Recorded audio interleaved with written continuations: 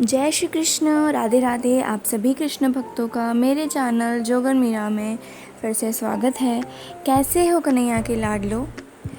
जैसा कि आप जानते हैं कि हमारे पास लड्डू गोपाल जी हैं, तो मैं आपको आज बताने जा रही हूँ उनकी पूजन विधि या फिर ऐसे वो 5 काम जो आपको करने हैं और वो आप बिल्कुल भी टाल नहीं सकते हैं अगर आपके पास लड्डू गोपाल हैं तो।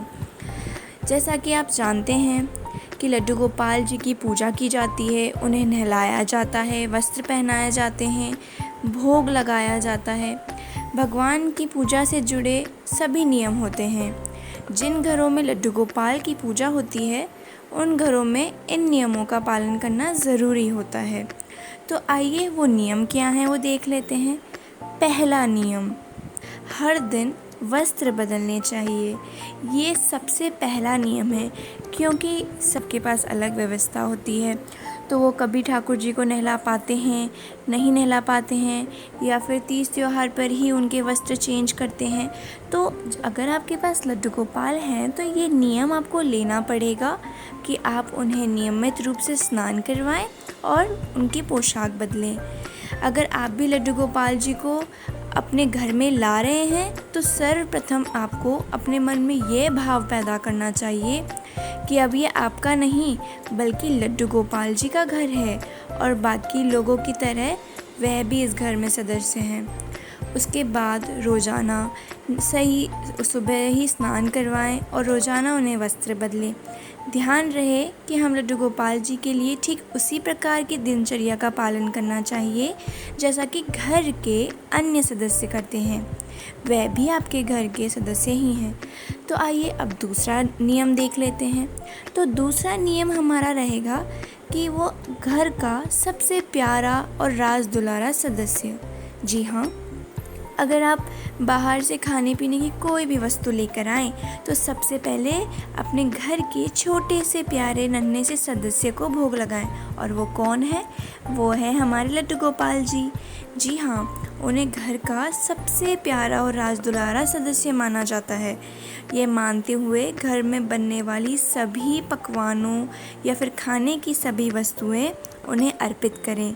जी हाँ, ये रहा आपका दूसरा नियम।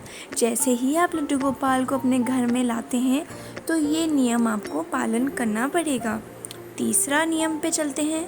तो कृष्ण भक्तों, ये ध्यान रहे कि संध्या आरती और झूला बहुत ही ज़रूरी है। संध्या के समय रोज़ाना नियमित रूप से शाम को आरती करें, भोग लगाएं, उनकी पूजा करें। उनकी पूजा में कोई भी गैप नहीं आना चाहिए कि आज पूजा कर ली, कल नहीं करी, परसों कर ली। तो ऐसे नहीं, आपको रेगुलर रहना पड़ेगा, नियमित रूप से उनकी सेवा करनी पड़ेगी। किसी काम से घर के बाहर जा रहे हैं तो इस बात का ध्यान रखें कि घर की एक चाबी लड्डू गोपाल को देकर जाएं और ये प्रार्थना करें कि हे प्रभु, आप इस घर की रक्षा करें।